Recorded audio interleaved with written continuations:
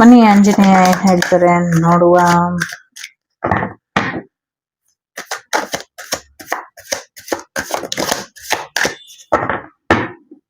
Patience, ತಾಳ್ಮೆ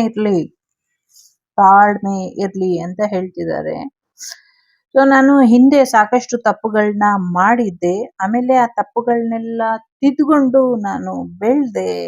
ನೀವು ಹಾಗೆ ಬೆಳೀರಿ ಮಕ್ಕಳ ಅಂತ ಆಂಜನೇಯ ಹೇಳ್ತಾ ಇದ್ದಾರೆ. ಓಕೆ. ಮೆಂಟಲ್ ಕ್ಲಾರಿಟಿ, ನಿಮ್ಮ ಮೈಂಡನ್ನ ಮಾಸ್ಟರ್ ಮೈಂಡ್ ಮಾಡ್ಕೊಳ್ಳಿ. ನನ್ನದು ಕೂಡ ಮಾಸ್ಟರ್ ಮೈಂಡ್. ನಾನು ಇದರಿಂದ ಹೆಚ್ಚು ಅಚೀವ್ ಮಾಡಿದ್ದೀನಿ, ಹೆಚ್ಚು ಕ್ಲಾರಿಟಿ ಕಂಡುಕೊಂಡಿದ್ದೀನಿ, ನನ್ನ ಲೈಫಲ್ಲಿ ನಾನು ಫೋಕಸ್ ಅನ್ನ ತಗೊಂಡಿದ್ದೀನಿ ಅಂತ ಹೇಳ್ತಿದ್ದಾರೆ. ಜೊತೆಗೆ ಪ್ರಾಕ್ಟೀಸ್ ಮಾಡಿ ಮೆಂಟಲಿ ಡಿಸಿಪ್ಲಿನ್ ಆಗಿ ಇರೋದು ಹೇಗೆ, ನಮ್ಮ ಇನ್ನರ್ ಪೀಸ್ ಅನ್ನ ಹೇಗೆ ಗಮನ ಇಟ್ಟು ಕಲ್ತ್ಕೊಳ್ಳೋದು, ಇದ್ರ ಕಡೆ ಹೆಚ್ಚಿನ ಗಮನನ ಕೊಡಿ ಅನ್ನುವಂಥದ್ದು ಇದೆ. ಫೈಂಡ್ ಯುವರ್ ಪ್ಯಾಷನ್ ಅಂತ ಹೇಳ್ತಿದ್ದಾರೆ. ಜೊತೆಗೆ ನನ್ನ ಒಳಗಿರುವಂಥ ಶಕ್ತಿನ, ನನ್ನ ಜೀವನದ ಉದ್ದೇಶ ಏನು ಅನ್ನೋದನ್ನ ನಾನು ತಿಳ್ಕೊಂಡು ಅದ್ರ ಮುಖಾಂತರ ನಾನು ಮುನ್ನಡೆದೆ. ನನ್ನ ಜೀವನದ ಉದ್ದೇಶ ರಾಮನ ಆಸೆನ ಈಡೇರಿಸುವಂಥದ್ದು, ರಾಮನಿಗೆ ವಿಧೇಯನಾಗಿ ಇರುವಂಥದ್ದು ಆಗಿತ್ತು. ನಿಮ್ಮ ಜೀವನದ ಉದ್ದೇಶ ಏನಿದೆ ತಿಳ್ಕೊಂಡು ಅದರ ಮುಖಾಂತರ ನೀವು ಕಾರ್ಯೋನ್ಮುಖರಾಗಿ ಮುಂದುವರಿರಿ. ನಿಮ್ಮ ಸೋಲ್ ಪರ್ಪಸ್ ಅನ್ನ ಗಮನ ಇಟ್ಟು ನೋಡಿ ಅನ್ನುವಂಥದ್ದು ಕೂಡ ಇದೆ. ಪರಿಶುದ್ಧವಾದ ಭಕ್ತ ಆಗಬೇಕು, ನಿಜವಾದ ಭಕ್ತ ಆಗಬೇಕು, ಆಗಷ್ಟೇ ಚೆನ್ನಾಗಿರುತ್ತೆ ಅಂತ ಹೇಳ್ತಾ ಇದ್ದಾರೆ.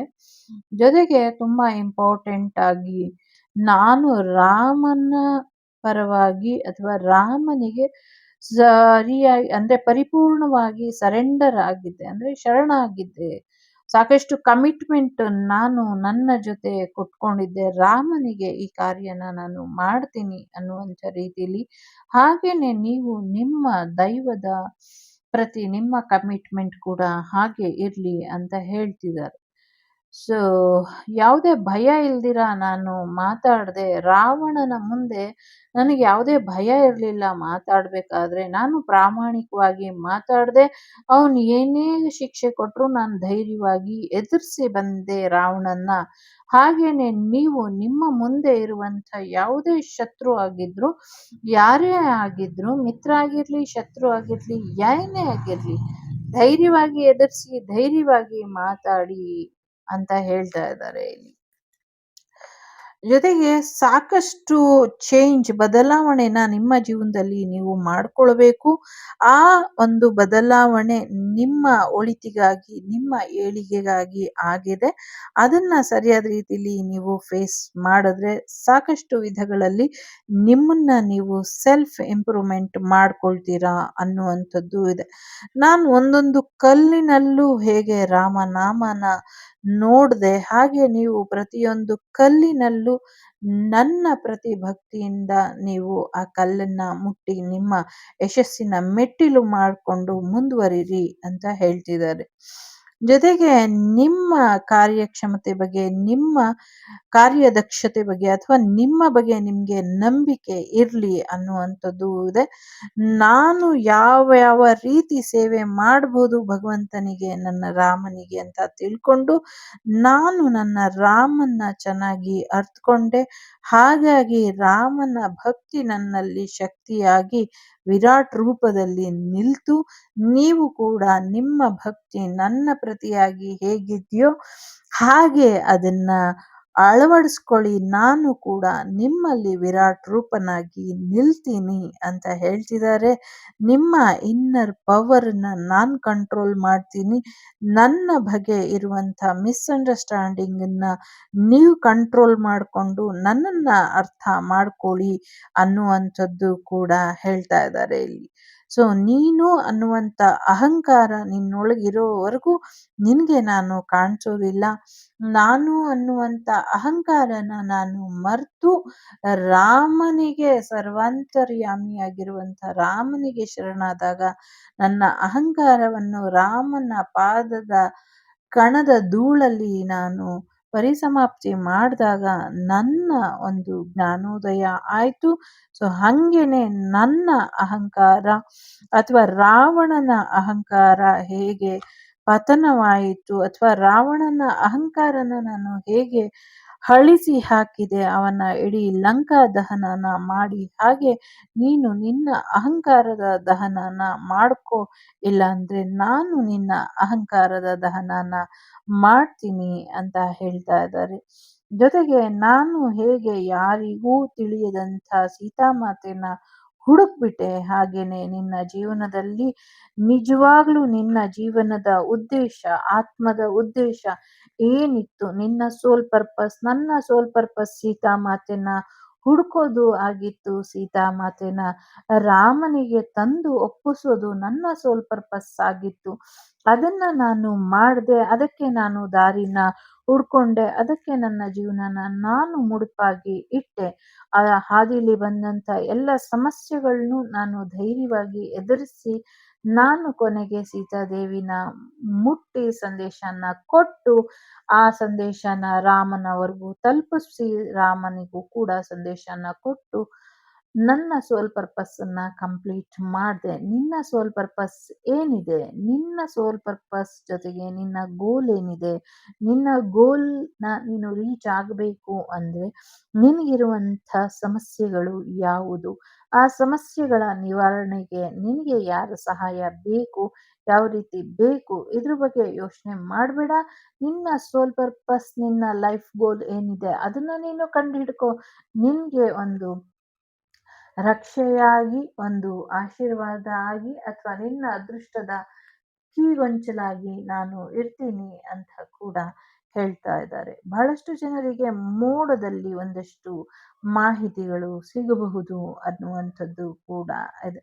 ತಾಳ್ಮೆ ಅನ್ನುವಂಥ ಕೀ ನಿನ್ನ ಜೋಬಲ್ಲಿ ಯಾವಾಗಲೂ ಇದ್ರೆ ಅಥವಾ ನಿನ್ನ ಹತ್ರ ಇದ್ರೆ ನೀನು ಯಾವುದನ್ನ ಬೇಕಾದರೂ ಸಾಧನೆ ಮಾಡಬಹುದು.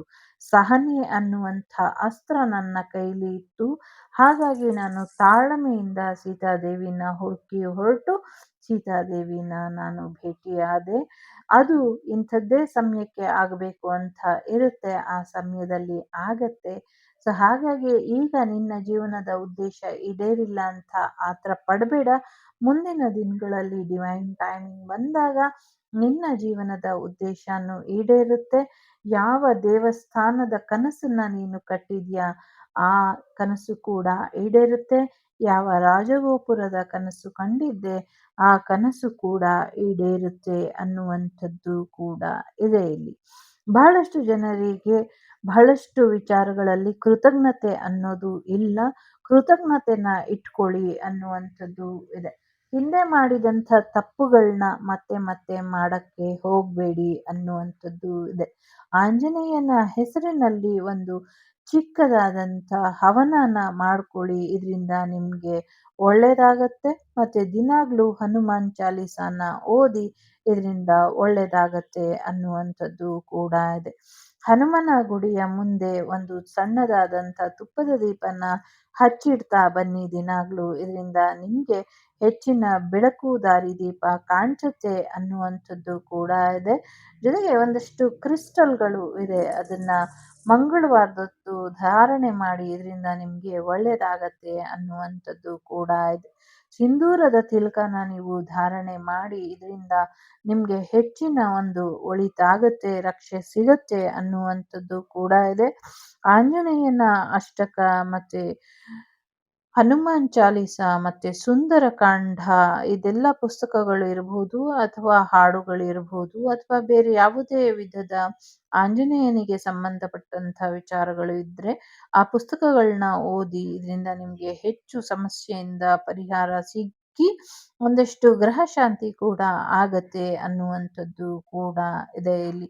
ಸಾಕಷ್ಟು ಮಂಗಳವಾರ ಶನಿವಾರ ಪೂಜೆ ಹಣ್ಣುಗಳನ್ನ ಮಾಡಿ ಸಿಂಧೂರನ ನೈವೇದ್ಯ ಮಾಡಿ, ಇದರಿಂದ ಒಳ್ಳೇದಾಗತ್ತೆ. ಜೊತೆಗೆ ಆಂಜನೇಯನ ಗುಡಿಯಲ್ಲಿ ನೀವು ಆ ಹನುಮಂತನಿಗೆ ಒಂದಷ್ಟು ಅಲಂಕಾರ ಸೇವೆನ ಮಾಡಿ, ಇದರಿಂದ ಕೂಡ ಒಳ್ಳೇದಾಗತ್ತೆ ಅನ್ನುವಂಥದ್ದು ಕೂಡ ಇದೆ.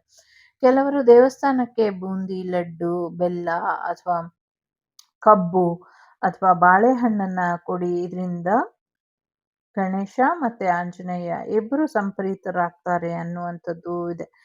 ಟೈಮ್ ಈಸ್ ಎವ್ರಿಥಿಂಗ್, ಡಿವೈನ್ ಟೈಮಿಗೋಸ್ಕರ ಕಾಯ್ತಾ ಇರು ಅಂತ ಕೂಡ ಹೇಳ್ತಾ ಇದ್ದಾರೆ. ಈಗ ಇಲ್ಲಿ 3 ಕಾರ್ಡ್ ಇಡ್ತೀನಿ, 3ರಲ್ಲಿ ಯಾವ್ದಾದ್ರು ಒಂದನ್ನ ಆಯ್ಕೆ ಮಾಡಿ. ಸೊ ನೋಡೋಣ ಏನ್ ಬರುತ್ತೆ ಅಂತ. ಮೊದಲನೇದು, ಎರಡನೇದು, ಮೂರನೇದು. Stand up for right. So ರಾಮನ ವಿರುದ್ಧವಾಗಿದ್ದಂಥ ದುಷ್ಟಶಕ್ತಿಗಳ ವಿರುದ್ಧ ನಾನು ಹೋರಾಡೋದಕ್ಕೆ ಶುರು ಮಾಡಿದೆ. ಎಲ್ಲಿ ಅನ್ಯಾಯ ಆಗ್ತಿತ್ತೋ ಅಲ್ಲಿ ನಾನು ನಿಂತಿದ್ದೆ. ನಿನ್ನ ಜೀವನದಲ್ಲಿ ಅನ್ಯಾಯ ಆಗ್ತಾ ಇದ್ರೆ ನೀನು ಎದುರಿಸಿ ನಿನ್ನ ಜೀವನಕ್ಕೆ ನ್ಯಾಯ ಕೊಡೋಕ್ಕೆ ನಿಂತ್ಕೋ. ನಾನು ನಿನ್ನ ಜೊತೆ ನಿಲ್ತೀನಿ, ನಿನಗೆ ಸಹಾಯನ ಮಾಡ್ತೀನಿ. ಜೊತೆಗೆ ನಿನ್ನ ಕಣ್ಮುಂದೆ ಬೇರೆಯವರಿಗೆ ಅನ್ಯಾಯ ಆಗ್ತಾ ಇದ್ರೆ ನೋಡ್ತಾ ಸುಮ್ಮನೆ ಕೂರ್ಬೇಡ. ಆಂಜನೇಯನ ಆಶೀರ್ವಾದ ನಿಮ್ಮ ಮೇಲೆ ಯಾವಾಗಲೂ ಇರುತ್ತೆ ಅಂತ ಹೇಳ್ತಿದ್ದಾರೆ. ಮೆಡಿಟೇಷನ್ ಮಾಡಿ ಅಂತ ಹೇಳ್ತಿದ್ದಾರೆ. ಮೊದಲನೇದು ಯಾರು ಆಯ್ಕೆ ಮಾಡ್ಕೊಂಡಿದ್ದೀರಾ, ಟ್ರೂ ಪರ್ಪಸ್, ನಿಮ್ಮ ನಿಜವಾದ ಸೋಲ್ ಪರ್ಪಸ್ ಏನಿದೆ ಅದನ್ನ ನೀವು ಹುಡ್ಕೊಳ್ಳಿ, ಅದನ್ನ ನೀವು ಮಾಡ್ಕೊಳ್ಳಿ ಅನ್ನುವಂಥದ್ದು ಕೂಡ ಇದೆ. ಆಂಜನೇಯನ ಪೆಂಡೆಂಟನ್ನ ಕತ್ತಲ್ಲಿ ಹಾಕ್ಕೊಳ್ಳಿ. ಓಂ ಶ್ರೀ ಹನುಮತೆ ನಮಃ ಅಂತ 108 ಬಾರಿ ಜಪನ ಮಾಡಿ ದಿನಾಗ್ಲೂ. ಇದರಿಂದ ನಿಮಗೆ ಒಳ್ಳೇದಾಗತ್ತೆ ಅನ್ನುವಂಥದ್ದು ಕೂಡ ಇದೆ. ಒಂದಷ್ಟು ಜನರಿಗೆ ಸಹಾಯ ಮಾಡೋದಕ್ಕೆ, ಜೊತೆಗೆ ನಿಮ್ಮ ಸ್ವಂತ ಜೀವನನ ಮೇಲೆತ್ತೋದಕ್ಕೆ, ಪರ್ಸ್ನಲ್ ಗ್ರೋತ್ ಆಗೋದಕ್ಕೆ, ನಿಮ್ಮನ್ನ ನೀವು ರಕ್ಷಣೆ ಮಾಡ್ಕೊಳ್ಳೋದಕ್ಕೆ ಗಮನನ ಕೊಡಿ. ನಾನು ನಿಮ್ಮ ಜೊತೆ ಇರ್ತೀನಿ ಅನ್ನುವಂಥದ್ದು ಕೂಡ ಇದೆ. ಜೊತೆಗೆ ಯಾರಿಗೋ ಕೆಲಸ ಇಲ್ಲ, ನಿಮ್ಮ ಯೋಗ್ಯತೆಗೆ ತಕ್ಕಂಥ ಕೆಲಸ ಸಿಕ್ಕಿಲ್ಲ ಅಂದ್ರೆ ನನ್ನ ಆರಾಧನೆನ ಹೀಗೆ ಮುಂದುವರ್ಸ್ಕೊಂಡು ಹೋಗಿ. ಮುಂದಿನ ದಿನಗಳಲ್ಲಿ ನಿಮ್ಮ ಯೋಗ್ಯತೆಗೆ ತಕ್ಕಂಥ ಕೆಲಸನ ನಾನು ಕೊಡಿಸ್ತೀನಿ ಅನ್ನುವಂಥದ್ದು ಕೂಡ ಇದೆ. ಏನೋ ಒಂದು ಮ್ಯಾನಿಫೆಸ್ಟೇಷನ್ ಬರ್ದಿಟ್ಟಿದ್ದೀರಾ, ಅದಾಗತ್ತೆ ಅನ್ನುವಂಥದ್ದು ಇದೆ. ರಾಮನಿಗೆ ಶರಣಾಗಿ ಅನ್ನುವಂಥದ್ದು ಕೂಡ ಇದೆ. ಎರಡನೇದು ಯಾರು ಆಯ್ಕೆ ಮಾಡಿದ್ದೀರಾ, ಟ್ರಸ್ಟ್ ಅಂಡ್ ಲಾಯಲ್ಟಿ ಅಂತ ಇದೆ. ಪ್ರಾಮಾಣಿಕವಾಗಿ ಇರೋದು ತುಂಬಾನೇ ಮುಖ್ಯ ಅನ್ನುವಂಥದ್ದು ಕೂಡ ಇದೆ ಇಲ್ಲಿ. ಸೊ ಮಾಡೋ ಕೆಲಸನ ಪರಿಪೂರ್ಣವಾಗಿ ಮಾಡಿ ಮುಗಿಸಿ. ನಿಮ್ಮ ಆಶೀರ್ವಾದ, ನಿಮ್ಮ ರಕ್ಷೆ ಇರಲಿ ಅಂತ ನಾನು ರಾಮರಲ್ಲಿ ಪ್ರಾರ್ಥನೆ ಮಾಡಿ ಹೊರಟೆ. ನೀವು ಕಾರ್ಯಕ್ಕೆ ಹೊರಡಕ್ಕಿಂತ ಮುಂಚೆ ಅಥವಾ ನಿಮ್ಮ ಇಚ್ಛೆಯ ಕೆಲಸ ಮಾಡೋಕ್ಕಿಂತ ಮುಂಚೆ ನನ್ನ ಪ್ರಾರ್ಥನೆ ಮಾಡಿ ನನ್ನ ಆಶೀರ್ವಾದನ ಬೇಡಿ ಹೊರಡಿ. ನಿಮಗೆ ಎಲ್ಲ ರೀತಿಯ ಆಶೀರ್ವಾದ, ಯಶಸ್ಸು ಎಲ್ಲನೂ ಕೂಡ ನಾನು ಕೊಡ್ತೀನಿ ಅಂತ ಹೇಳ್ತಾ ಇದ್ದಾರೆ. ಜೊತೆಗೆ ಒಂದು ಚಿಕ್ಕ ಜೀವನ ಇರೋದು, ಅದನ್ನ ಡಿವೈನ್ ಫೇವರ್ ಅಲ್ಲಿ ಕರ್ಕೊಂಡು ಹೋಗಿ, ಇದರಿಂದ ಹೆಚ್ಚು ಅನುಕೂಲ ಆಗತ್ತೆ ಅನ್ನುವಂಥದ್ದು ಕೂಡ ಇದೆ. ಸೊ ಬೇರೆಯವರಿಗೂ ಕೂಡ ನಿಮ್ಮ ಸಹಾಯ ಯಾವಾಗಲೂ ಸಿಗೋ ಹಾಗೆ ನೋಡ್ಕೊಳ್ಳಿ ಅನ್ನುವಂಥದ್ದು ಕೂಡ ಇದೆ. ಪ್ರಾಣಿ ಪಕ್ಷಿಗಳಿಗೆ, ಮನುಷ್ಯರಿಗೆ ಯಾವುದೇ ಭೇದ ಭಾವ ಮಾಡ್ದಿರ ಎಲ್ಲರನ್ನೂ ಕೂಡ ನೋಡ್ಕೊಳ್ಳಿ ಅನ್ನುವಂಥದ್ದು ಇದೆ. ಮುಂದಿನ ದಿನಗಳಲ್ಲಿ ಕಾಡಿನ ಪ್ರಾಣಿಗಳು ಬಂದು ಮನೆಯಲ್ಲಿ ವಾಸಿಸ್ತವೆ. ಅಂಥ ಸಮಯದಲ್ಲಿ ಅವಕ್ಕೂ ಕೂಡ ಒಂದು ಮನುಷ್ಯರ ರೀತಿಲಿ ಚೆನ್ನಾಗಿ ನೋಡ್ಕೊಳ್ಳಿ ಅನ್ನುವಂಥದ್ದು ಕೂಡ ಇದೆ ಇಲ್ಲಿ. ಮಂಗಳವಾರದೊತ್ತು ಒಂದಷ್ಟು ಅಗತ್ಯವಿರುವಂಥ ಜನರಿಗೆ ಸಿಹಿನ ಹಂಚಿ, ಅಗತ್ಯ ಇರೋರಿಗೆ ಸಹಾಯನ ಮಾಡಿ ಅನ್ನುವಂಥದ್ದು ಕೂಡ ಇದೆ ಇಲ್ಲಿ. ಮೂರನೇದು ಯಾರು ಆಯ್ಕೆ ಮಾಡಿದ್ದೀರಾ, ಬಿ ಎ ವಾರಿಯರ್ ಅಂತ ಇದೆ. ಜೊತೆಗೆ ಇನ್ನರ್ ಡಿಮ್ಯಾಂಡ್ಸ್, ಹೊರಗಿನ ಶತ್ರುಗಳ ಜೊತೆ ಹೇಗೆ ಬೇಕಾದ್ರೂ ಗುದ್ದಾಡ್ಬಿಡ್ಬೋದು, ಒಳಗಿನ ಶತ್ರುಗಳ ಜೊತೆ ಹೇಗೆ ಗುದ್ದಾಡ್ತೀರಾ ಅನ್ನುವಂಥದ್ದು ಇದೆ. ಶತ್ರು ಹೊರಗಿನಿಂದ ಬಂದ್ರೆ ಅವನನ್ನ ಹೇಗೋ ಮಣಿಸಬಹುದು. ನಮ್ಮ ಮನೆಯ ಒಳಗಿರುವಂಥ ಶತ್ರುಗಳನ್ನ, ನಮ್ಮ ಮನದ ಒಳಗಿರುವಂಥ ಶತ್ರುಗಳನ್ನ ಹೇಗೆ ಸದೆ ಬಡಿಯೋದು ಅಂತ ಕೇಳ್ತಿದ್ದಾರೆ. ನಿಮ್ಮ ದುರಭ್ಯಾಸಗಳು, ನಿಮ್ಮ negative thoughts, habits, limited believes, ಇಷ್ಟೇ ಜೀವನ, ಇಷ್ಟರೊಳಗೆ ನಾನು ಆಟ ಆಡ್ತೀನಿ ಅಥವಾ ಇಷ್ಟೇ ನಾನು ಕನಸು ಕಾಣ್ತೀನಿ ಅಂತ ನಿಮ್ಮನ್ನ ನೀವು ಲಿಮಿಟಲ್ಲಿ ಹಾಕ್ಕೊಬೇಡಿ. ನೀವು ಏನು ಬೇಕಾದರೂ ಸಾಧನೆ ಮಾಡ್ಬೋದು, ಎಷ್ಟು ಬೇಕಾದರೂ ಸಾಧನೆ ಮಾಡ್ಬೋದು, ಎಂಥದ್ದೇ ಸಮಸ್ಯೆ ಇದ್ರೂ ನೀವು ಬಗೆಹರಿಸಬಹುದು ಅನ್ನುವಂಥದ್ದು ಇದೆ ಇಲ್ಲಿ. ಸೊ ಯಾವುದೇ ಭಯ ಇಲ್ದಿರ ನಿಮ್ಮೊಳಗಿನ ಒಂದಷ್ಟು ಪರಿವರ್ತನೆಗಳು ನಿಮ್ಗೆ ಇನ್ನ ಹೆಚ್ಚಿನ ಒಂದು ವಾರಿಯರ್, ಒಂದು ಸೈನಿಕನ ರೀತಿ, ಒಬ್ಬ ಯೋಧನ ರೀತಿ ನಿಮ್ಮ ಜೀವನಕ್ಕೆ ಬದಲಾವಣೆನ ತರುತ್ತೆ.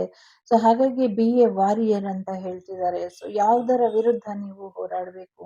ನೆಗೆಟಿವಿಟಿ ವಿರುದ್ಧ, ದೇಹದ ಒಳಗು, ಮನೆಯ ಒಳಗು, ಮನೆಯ ಹೊರಗು, ಸಮಾಜದ ಒಳಗು, ಸಮಾಜದ ಹೊರಗು ಇರುವಂತ ದುಷ್ಟ ಶಕ್ತಿಗಳು ಅಥವಾ ನಕಾರಾತ್ಮಕ ಶಕ್ತಿಗಳು, ದುಷ್ಟ ಜನರು, ದುಷ್ಟ ಸಿಚುವೇಶನ್ಸ್ನ ಅಥವಾ ಪರಿಸ್ಥಿತಿ, ಮನಸ್ಥಿತಿ, ಮನೆಸ್ಥಿತಿ, ಹಣಸ್ಥಿತಿ, ವಸ್ತುಸ್ಥಿತಿ, ಸೊ ಸಾಕಷ್ಟು ಸ್ಥಿತಿಗತಿಗಳ ಮೇಲೆ ನಿಮ್ಮ ಈ ಒಂದು ವಿಜಯನ ನೀವು ಸಾಧಿಸ್ಬೇಕು ಅನ್ನುವಂಥದ್ದು ಕೂಡ ಇದೆ. ದಿನಾಗ್ಲೂ ಸರಿಯಾದ ರೀತಿಯಲ್ಲಿ ಚಿಂತನ ಮಂಥನ ಮಾಡಿಕೊಂಡು ನಿಮ್ಮೊಳಗಿನ ಚಿಂತೆಯನ್ನ ರಿಲೀಸ್ ಮಾಡಿಕೊಂಡು ಮಂಥನದಿಂದ ಬಂದಂತ ನೆಗೆಟಿವಿಟಿನ ದೂರ ಮಾಡಿಕೊಂಡು ಮಂಥನದಲ್ಲಿ ಉದಿಸಿದಂತ ಪಾಸಿಟಿವ್ ಎನರ್ಜಿನ ನಿಮ್ಮೊಳಗಿನ ಮೈಂಡ್, ಬಾಡಿ, ಸೋಲ್ ಒಳಗೆ ಸ್ಟೋರ್ ಮಾಡಿಕೊಂಡು ನೀವು ಭಯ ಬಿಟ್ಟು ಧೈರ್ಯವಾಗಿ ಮುಂದುವರಿರಿ ಅನ್ನುವಂಥದ್ದು ಇದೆ. ಸೊ ಯಾರೇ ನಿಮ್ಮನ್ನ ಏನೇ ತೊಂದರೆ ಮಾಡಿದ್ರು ನಾನು ಕಾಪಾಡಕ್ಕೆ ಬರ್ತೀನಿ, ಆದ್ರೆ ನಿಮ್ಮದೇ ಆಲೋಚನೆಗಳು, ನಿಮ್ಮದೇ ದುರಭ್ಯಾಸಗಳು ನಿಮ್ಗೆ ತೊಂದರೆ ಮಾಡ್ತಿದ್ರೆ ಕಾಪಾಡೋದಕ್ಕೆ ನಾನ್ ಬರೋದಿಲ್ಲ. ನಿನ್ನಿಂದ ನಿನ್ನನ್ನ ನೀನು ರಕ್ಷೆ ಮಾಡ್ಕೊಳ್ಬೇಕು, ಬೇರೆಯವರಿಂದ ನಿನ್ನನ್ನ ನಾನ್ ರಕ್ಷೆ ಮಾಡ್ತೀನಿ ಅನ್ನುವಂಥದ್ದು ಹೇಳ್ತಿದ್ದಾರೆ. ಹಾಗಾಗಿ ನಿಮ್ಮ ದುರಭ್ಯಾಸಗಳ ಕಡೆ ಕೂಡ ಸ್ವಲ್ಪ ಹೆಚ್ಚಿನ ಗಮನನ ಕೊಡಿ. ನೀವೇನಾದ್ರೂ ಸರಿಯಾದ ರೀತಿಯಲ್ಲಿ ನಿಮ್ಮ ಲೈಫಿನ ಶಿಸ್ತನ್ನ ನೀವು ಪಾಲಿಸ್ತಾ ಇಲ್ಲ ಅಂದ್ರೆ ಸರಿಯಾದ ರೀತಿಯಲ್ಲಿ ನಿಮ್ಮ ಲೈಫಿನ ಶಿಸ್ತನ್ನ ಪಾಲಿಸಿ ಅನ್ನುವಂಥದ್ದು ಕೂಡ ಇದೆ. ಜೊತೆಗೆ ನಿಮ್ಮೊಳಗಿನ ರಾಮನ್ನ ನೀವು ಕಂಡ್ಕೊಳ್ಳಿ ಅನ್ನುವಂಥದ್ದು ಇದೆ. ನಿಮ್ಮೊಳಗಿನ ರಾಮ ನಿಮ್ಗೆ ಎಲ್ಲೂ ಕಾಣಿಸ್ತಾ ಇಲ್ಲ ಅಂದ್ರೆ ನಿಮ್ಮೊಳಗಿನ ರಾಮ ನಿಮ್ಮ ಆತ್ಮದಲ್ಲಿ ಇದ್ದಾನೆ. ಹಾಗಾಗಿ ಅವನನ್ನ ಆತ್ಮರಾಮ ಅಂತ ಕರೀತಾರೆ. ಸೊ ಆ ರಾಮ ಇರುವಂತ ಸ್ಥಳದಲ್ಲಿ ನಾನು ಇರ್ತೀನಿ ಅನ್ನುವಂಥದ್ದು ಇದೆ. ನಿಮ್ಗೆ ಗೈಡೆನ್ಸ್ ಕೊಡೋದಕ್ಕೆ ನಾನು ಯಾವಾಗ್ಲೂ ನಿಮ್ ಜೊತೆ ಇರ್ತೀನಿ. ನಿಮ್ಮ ಇನ್ನರ್ ಸೆಲ್ಫ್ ಗೈಡೆನ್ಸ್ ಕೊಡೋದಕ್ಕೆ, ನೀವು ಕೇಳಿಸ್ಕೊಳ್ಳೋದಕ್ಕೆ, ಮತ್ತೆ ನಿಮ್ಮ ಸ್ಟ್ರೆಂತನ್ನ, ನಿಮ್ಮ ಇನ್ಸ್ಪೈರನ್ನ ನಿಮ್ ಜೊತೆ ನೀವು ಕನೆಕ್ಟ್ ಮಾಡ್ಕೊಳ್ಳೋದಕ್ಕೆ ನೀವು ಎಲ್ಲಿರ್ತೀರಾ ಅಂತ ಕೇಳ್ತಾ ಇದ್ದಾರೆ. ಸೊ ನಿಮ್ಮನ್ನ ಎಲ್ಲಿ ಹುಡುಕೋದು ಅಂತ ಕೂಡ ಕೇಳ್ತಿದ್ದಾರೆ. ಯಾಕೆಂದ್ರೆ ನಿಮ್ಮ ಒಳಗೆ ನೀವಿಲ್ಲ, ಬೇರೆಯವರ ಆಲೋಚನೆಗಳೇ ತುಂಬ್ಕೊಂಡ್ಬಿಟ್ಟಿದೆ ನಿಮ್ಮ ಮೈಂಡಲ್ಲಿ. ಹಾಗಾಗಿ ನಿಮ್ಮೊಳಗಿನ ನಿಮ್ಮನ್ನು ನೀವು ಸಿದ್ಧಪಡಿಸಿದ ಕ್ಷಣದಿಂದ ನಿಮ್ಮ ಜೀವನದ ಉದ್ಧಾರಕ್ಕೆ ನಾನು ನಿಲ್ತೀನಿ ಅಂತ ಇಲ್ಲಿ ಆಂಜನೇಯ ಹೇಳ್ತಾ ಇದ್ದಾರೆ. ಸೊ ಹಾಗಾಗಿ ಅರ್ಜೆಂಟ್ ಆಗಿ ನಿಮ್ಮ ಜೀವನದ ರಾಮನ್ನ ನೀವು ಹುಡುಕಿ ಅನ್ನುವಂಥದ್ದು ಇದೆ. ಎಲ್ಲಿ ಹುಡುಕ್ತೀರಾ? ನಿಮ್ಮ ದೇಹದ ಒಳಗೆ ಆತ್ಮಾರಾಮ, ಆತ್ಮಾಭಿರಾಮನ ಉಳ್ಕೊಳ್ಳಿ. ಪಟ್ಟಾಭಿರಾಮನ್ನ ನಿಮ್ಮ ಹೃದಯ ಮಂದಿರದಲ್ಲಿ ಪ್ರತಿಷ್ಠಾಪಿಸಿ, ಆಗ ಆಂಜನೇಯ ಬರ್ತಾರೆ ಅನ್ನುವಂಥದ್ದು ಕೂಡ ಇದೆ. ದೇವರ ಜೊತೆ ಹೆಚ್ಚು ಕನೆಕ್ಟ್ ಆಗಿ ರಾಮ ರಕ್ಷಾ ಸ್ತೋತ್ರನ ಪಠಣೆ ಮಾಡಿ ದಿನಾಗ್ಲೂ ಅನ್ನುವಂಥದ್ದು ಕೂಡ ಇದೆ. ಇದಿಷ್ಟು ಶ್ರೀ ಆಂಜನೇಯರ ಆಶೀರ್ವಾದದಿಂದ ಬಂದಂಥ ಒಂದಷ್ಟು ನುಡಿಮುತ್ತಿಗಳು. ಎಲ್ಲರಿಗೂ ಒಳ್ಳೆಯದಾಗ್ಲಿ. ಸೊ ರಾಮಾಂಜನೇಯರ ಆಶೀರ್ವಾದ ನಿಮ್ಮ ನಮ್ಮೆಲ್ಲರ ಮೇಲೆ ಇರಲಿ. ಬುದ್ಧಿರ್ಬಲಂ ಯಶೋಧೈರ್ಯಂ ನಿರ್ಭಯತ್ವಂ ಆರೋಗತಂ ಅಜಾಡ್ಯಂ ವಾಕ್ಪಟುತ್ವಂ ಚ ಹನುಮಾನ್ ಸ್ಮರಣೆ ಭವೇತ್. ಎಲ್ಲರಿಗೂ ಒಳ್ಳೆಯದಾಗ್ಲಿ. ನೀರಿನಿಂದ ಒಂದಷ್ಟು ಅವಘಡಗಳು ಸಂಭವಿಸುತ್ತೆ, ಆಗ ಆಂಜನೇಯ ರಕ್ಷೆಯಾಗಿ ನಿಲ್ತಾರೆ ಅನ್ನುವಂಥದ್ದು ಕೂಡ ಇದೆ. ಒಂದಷ್ಟು ಅಣುಬಾಂಬ್ ಸ್ಫೋಟ, ಅಗ್ನಿಸ್ಫೋಟ ಮಾಡುವಂಥ ಪ್ರಯತ್ನ ಪಡ್ತಾರೆ, ಆಗ ಕೂಡ ಆಂಜನೇಯ ನಿಮಗೆ ರಕ್ಷೆಯಾಗಿ ನಿಲ್ತಾರೆ. ಒಳ್ಳೆಯದಾಗಲಿ. ಲೋಕ ಸಮಸ್ತ ಸುಖಿನೋ ಭವಂತು, ಸಮಸ್ತ ಸನ್ಮಂಗಳಾನಿ ಭವಂತು, ಧರ್ಮೋ ರಕ್ಷತೆ ರಕ್ಷಿತಃ. ಎಲ್ಲರಿಗೂ ಒಳ್ಳೆಯದಾಗಲಿ.